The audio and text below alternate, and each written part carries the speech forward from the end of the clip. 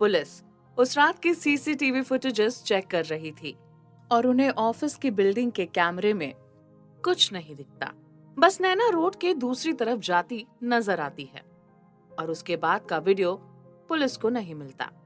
उसके बाद पुलिस उस रात का सीन रिक्रिएट करने के लिए उस ऑफिस के बाहर जाती है और इसी दौरान पुलिस की नजर सामने वाली एक छोटी सी शॉप पर जाती है जहां सीसीटीवी लगा हुआ था और जिस तरफ से नैना के कैप्चर होने के पूरे चांसेस थे। तो पुलिस फौरन उस सीसीटीवी की भी फुटेजेस खंगालती है और जो देखती है वो काफी हैरान करने वाला था। यहाँ पुलिस ने देखा कि रोहित खन्ना नहीं बल्कि कोई लड़की है जिसने पिंक कलर की ड्रेस पहनी थी। वो नैना के करीब आती है, उससे हाथ मिलाती है। उसके बाद वो नैना पे खंजर से वार कर देती है और नैना वहीं ढेर होकर गिर जाती है। पिंक ड्रेस वाली लड़की नैना की पल्स चेक करती है। शायद नैना तब तक जिंदा थी, जिसके बाद उस पिंक ड्रेस वाली लड़की ने नैना पे और गहरे वार किए और वापस चेक किया कि उसकी पल्स चल रही है या नहीं। फिर जब उसे कंफर्म हुआ कि नैना मर चुकी है, तब वो वहां से निकल गई। लेकिन उस शॉप की सीसीटीवी में पिंक ड्रेस वाली लड़की तो कैप्चर हुई थी, मगर उसका चेहरा ठीक से कैप्चर नहीं हो पाया था, जिससे ये अंदाजा लगा पाना मुश्किल था कि वो कौन थी। तो नैना का मर्डर कर वो लड़की जिस रास्ते मुड़ी, अब पुलिस उस तरफ के हर एक सीसीटीवी को खंगालना शुरू करती है, जिसमें बहुत वक्त लगने वाला था। वहीं एक तरफ पुलिस के कस्टडी में रोहित खन्ना को क्लीन चिट दे दी जाती है। अगले दिन जब रोहित वापस ऑफिस जाता है तो सभी लोग उसे देख थोड़े हैरान भी होते हैं और आपस में बातें करते हैं कि रोहित खन्ना का नैना से अफेयर था और ऑफिस में किसी को पता तक नहीं चला। वही अनाया के लिए यह अच्छा मौका था रोहित के करीब जाने का। वो रोहित के केबिन में गई और उसे कंसोल कर उसका सपोर्ट करने लगी। रोहित काफी दुखी था। वो अपने मन की बात अनाया से शेयर करता है। वो कहता है, अनाया, मुझे समझ नहीं आ रहा कि ये बात कहां से आ गई कि मेरा नैना के साथ अफेयर था। ऐसा कभी हो ही नहीं सकता था, क्योंकि नैना ऑलरेडी एंगेज्ड थी। उसका बॉयफ्रेंड लंदन में रहता है और वो मेरा दोस्त है। भला मैं अपने दोस्त के साथ ऐसा करने का सोच भी कैसे सकता हूँ? और उस रात तो मैं और नैना अपने दोस्त के साथ वीडियो कॉल पे भी थे। मुझे तो यकीन नहीं हो रहा कि भला एक लड़की की नैना से क्या दुश्मनी, जबकि नैना को मुंबई आए ज्यादा वक्त नहीं हुआ था। ये बात सुनते ही अनाया को एक झटका लगा। अब कहीं न कहीं उसे गिल्ट हो रहा था कि उसने ही पुलिस को इनके अफेयर के बारे में बताया था, क्योंकि उसने उस रात रोहित और नैना को एक साथ पास पास खड़े लैपटॉप में कुछ देखते हुए और खिलखिला के हंसते हुए देखा था, जिसके बाद उसे लगा कि इनका अफेयर है। वहीं दूसरी ओर अब नैना के मर्डर की जांच में पुलिस को जल्द ही एक कामयाबी मिलने वाली थी।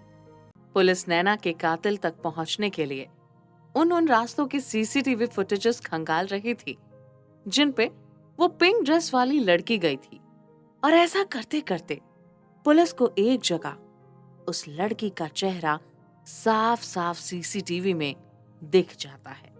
फिर सीसीटीवी में आगे देखते हुए वो लड़की एक बिल्डिंग के बाहर पहुंची।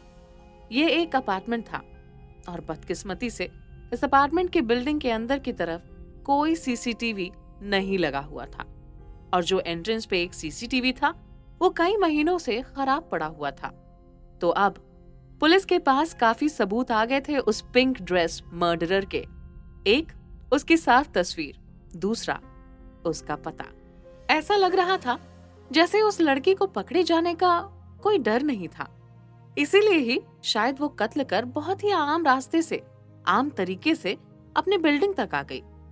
पुलिस आगे के इन्वेस्टिगेशन के लिए अब उस बिल्डिंग में पहुंचती है जो मुंबई के मलाड में था, जहां वो पिंक ड्रेस वाली लड़की रहती है। पुलिस सबसे पहले बिल्डिंग के गार्ड से पूछती है, ये फोटो ध्यान से देखो और बताओ कि ये लड़की किस फ्लैट में रहती है। गार्ड बोलता है, साहब, इस लड़की को तो मैं कभी इस बिल्डिंग में नहीं देखा, हो सकता है कोई विजिटर हो। तो विजिटर्स की रजिस्टर तो मेंटेन होती होगी ना? वो देख के बताओ कि 5 अक्टूबर को रात 12 बजे से 1 बजे के बीच कौन सी लड़की इस बिल्डिंग में आई थी। जिस पर गार्ड रजिस्टर देख बताता है कि उस रात तो इस समय में कोई लड़की क्या, यहाँ तक कि कोई आदमी भी विजिट करने इस बिल्डिंग में नहीं आया। ये कुछ सबूत होने के बावजूद भी पुलिस के हाथ कुछ नहीं लगता, मगर फिर भी वो बिल्डिंग में रहने वाले सभी लोगों से इस लड़की की फोटो दिखा के पूछताछ करने लग जाती है कि तभी पुलिस एक ऐसी लड़की तक पहुंचती है जो नैना के ऑफिस में ही काम किया करती थी, और वो लड़की थी अनाया।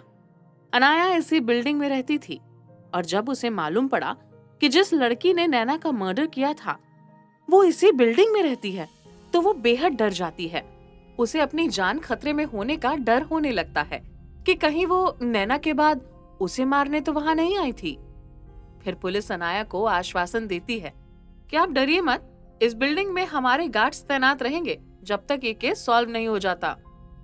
वही जब अनाया ऑफिस जाती है तो सभी को अब अनाया की भी चिंता होने लगती है कि शायद नैना के बाद अनाया का नंबर था, मगर उसकी किस्मत अच्छी थी कि वो बच गई।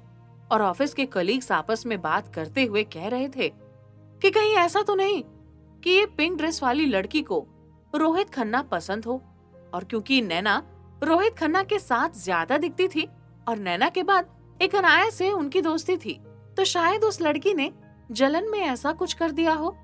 उनकी ये बात पास से गुजर रहे रोहित खन्ना ने सुन ली, और अब उसे एक शख्स पे डाउट होने लगा। लेकिन क्योंकि वो चेहरा अलग था इसीलिए वो बहुत कंफ्यूज्ड हो जाता है, मगर फिर भी वो ये बात पुलिस को बता देता है। रोहित ने उसे किस पे डाउट है वाली बात पुलिस के सामने रखी। तब पुलिस वापस से सब कुछ एक बार फिर से जांचती है, जहां उनके सामने आता है कि कहीं ना कहीं रोहित के इस डाउट पर नजर रखनी पड़ेगी। रोहित खन्ना का डाउट किसी और पर नहीं बल्कि अनाया पर था, क्योंकि एक अनाया ही थी जो रोहित को लेकर काफी ऑब्सेस्ड हो गई थी। उस मर्डर वाली रात भी अनाया ही ऑफिस में रोहित और नैना के अलावा देर तक रुकी थी। फिर उस दिन उसने रोहित के केबिन में जाकर उसे उसकी मर्जी के खिलाफ किस भी किया था, और पुलिस को रोहित और नैना के अफेयर की बात भी अनाया ने ही कही थी। लेकिन सीसीटीवी में जो लड़की कैद हुई थी वो कहीं से भी अनाया जैसी नहीं दिख रही थी। दोनों की सूरत बिल्कुल अलग थी। अब पुलिस साइलेंटली बिना किसी को कुछ कहे सिविल ड्रेस में अनाया के ऊपर नजर रखती है। वहीं दूसरी तरफ नैना केस को काफी टाइम निकल चुका था और अगला साल आ गया था, तो सभी अपनी अपनी लाइफ में बिजी हो चुके थे। वही रोहित पुलिस के टच में रहकर एक प्लान बनाता है कि ऑफिस में वैलेंटाइन डे के मौके पर सभी एम्प्लॉइज पिंक ड्रेस में आएंगे, लेकिन वो ये अनाउंसमेंट एकदम लास्ट मिनट पे करता है ताकि किसी को शॉपिंग करने का टाइम न मिले। अगले दिन वैलेंटाइन डे था। आज सभी एम्प्लॉय पिंक कलर की ड्रेस में थे। किसी ने पिंक साड़ी पहनी थी, किसी ने pink shirt, pink top, pink dress, हर तरफ सब कुछ बस पिंक कलर का ही नजर आ रहा था। और इसी बीच अनाया भी अपने पिंक ड्रेस में दिखती है, जिसे देख रोहित खन्ना काफी डिसअपॉइंट हो जाता है, क्योंकि अनाया की ड्रेस कातिल लड़की से मैच नहीं कर रही थी। फिर उसे लगता है कि लड़कियों के पास अक्सर पिंक कलर की काफी ड्रेसेस होती हैं, शायद उसे कुछ और प्लान करना चाहिए था। मगर उसी रात जब अनाया अपनी कार से ऑफिस से निकलकर अपने घर की तरफ जा रही थी कि तभी अचानक उसने बीच सुनसान रास्ते पर अपनी कार रोक दी और अचानक से ही उसकी तबीयत खराब होने लगी। उसे चक्कर आने लगा। दूसरी ओर जो पुलिस वाले लगातार अनाया पे नजर रख रहे थे, उसकी तबीयत बिगड़ती देख वो भागते हुए उसके पास पहुंचते हैं, और जैसे ही वो अनाया के नजदीक जाते हैं तो जो वो देखते हैं उसके बाद उन्हें गहरा शॉक लगता है। पुलिस ने बीमार अनाया को उसका चेहरा ट्रांसफॉर्म होते हुए देखा था, और वो वही चेहरा था जो सीसीटीवी में कैद हुआ था, जिसने नैना का कत्ल किया था। पुलिस अनाया को सीधे पुलिस स्टेशन लेके जाती है और उससे नैना के कत्ल की पूछताछ करती है और पुलिस के थोड़ा टाइट होने पर अनाया सब सच बताती है कि हाँ, मैं रोहित खन्ना के प्यार में थी, लेकिन जब से नैना इस ऑफिस में आई थी उन्होंने मुझसे बातचीत करना लगभग बंद कर दिया था। यहाँ तक कि पहले वो कई बार मेरे साथ डिनर के लिए जाते थे, मगर नैना के आने के बाद वो भी बंद हो गया था। मुझे नैना से नफरत हो गई थी। और फिर एक दिन मैंने रोहित सर को अपने दिल की बात बताने का सोचा और उनके केबिन में जाके मैंने उन्हें किस किया, क्योंकि मुझे लगता था कि वो भी मुझे पसंद करते हैं, तभी मेरे साथ अक्सर ऑफिस के बाद डिनर करते हैं। मगर उस किस के बाद उन्होंने बेइज्जत कर मुझे अपने केबिन से निकाल दिया और उसी रात मैंने उन्हें नैना के साथ हंसते हुए भी देखा और दोनों काफी देर तक ऑफिस में रुके हुए थे। मेरा दिल टूट चुका था, मैं ये सब देख नहीं पाई और ऑफिस के बाहर ही एक बियर शॉप से खूब सारी शराब ली और गाड़ी में बैठ के मैंने शराब पी। पर उसी बीच मेरा चेहरा ट्रांसफॉर्म हो गया और तब मैंने डिसाइड किया कि मैं इसी बदले हुए चेहरे का फायदा उठाऊंगी। इसी चेहरे के साथ इस नैना को अपने रास्ते से हटा दूंगी, जिसके बाद मैं कभी पकड़ी भी नहीं जाऊंगी। जैसे ही पुलिस ये सुनती है कि अनाया का चेहरा ट्रांसफॉर्म हो जाता है तो वो शॉक्ड हो जाती है। लेकिन आखिर अनाया का चेहरा ट्रांसफॉर्म क्यों होता था? क्या थी इसके पीछे की कहानी? अनाया का चेहरा ट्रांसफॉर्म होने की वजह थी कि जब वो बहुत छोटी थी उसके माँ पापा उसे लेके एक ट्रिप पर हिमाचल गए थे, जहां से वापस लौटने के बाद अनाया की तबीयत बेहद खराब हो गई। उन्होंने उसे कई डॉक्टर्स को दिखाया, मगर वो ठीक नहीं हो पा रही थी। दवाइयों का असर नहीं हो रहा था, जिसके बाद अनाया के घर वालों ने उसे अपने तांत्रिक को दिखाने का सोचा। ये वो तांत्रिक थे जिन्हें अनाया का पूरा परिवार बहुत मानता था और बिना उनसे पूछे वो लोग कोई काम नहीं करते थे। तो जब अनाया के माँ पापा ने देखा कि सभी डॉक्टर्स अनाया की जान बचा पाने में फेल हो रहे हैं, तो उन्होंने अपने तांत्रिक से अनाया का इलाज कराया और उस तांत्रिक ने उन्हें बताया कि इसके इलाज के लिए उन्हें कुछ अनुष्ठान करने होंगे। साथ ही इसके लिए जो जड़ी बूटियां चाहिए होंगी वो यहाँ नहीं बल्कि रोमानिया के जंगलों में ही मिलेंगी, जिसे मंगाने में कुछ दिन का समय लग जाएगा। अब जैसे तैसे कुछ दिन और अनाया के माँ पापा ने इंतजार किया और जो कुछ थोड़ी जड़ी बूटी तांत्रिक बाबा ने दी थी वो अनाया को देते रहते। इतने में जब रोमानिया के जंगल की जड़ी बूटी उनके पास आ गई, फिर तांत्रिक ने उससे एक दवा तैयार की और एक तंत्र किया। फिर वो दवा अनाया को खिला दी गई, जिसे खाने के 24 घंटे बाद अनाया बहुत ही चमत्कारी रूप से ठीक भी हो गई और अब मेडिकल रिपोर्ट चेक करने में भी सब कुछ ठीक आ रहा था।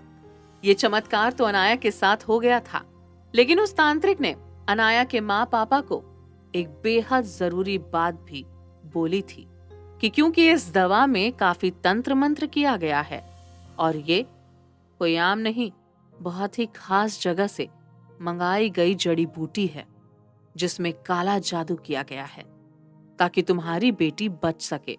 तो ध्यान रहे कि अनाया की शादी उसके 21 साल की उम्र में ही करा देना, ना उससे पहले ना उसके बाद, वरना इसके साथ अनर्थ हो जाएगा। ये बच्ची आम इंसान जैसी नहीं रह जाएगी। इसके साथ कुछ ऐसा होगा जो किसी ने कभी नहीं सोचा होगा, और अगर समय पे शादी करा दी तो इस दवा का असर सारी जिंदगी रहेगा।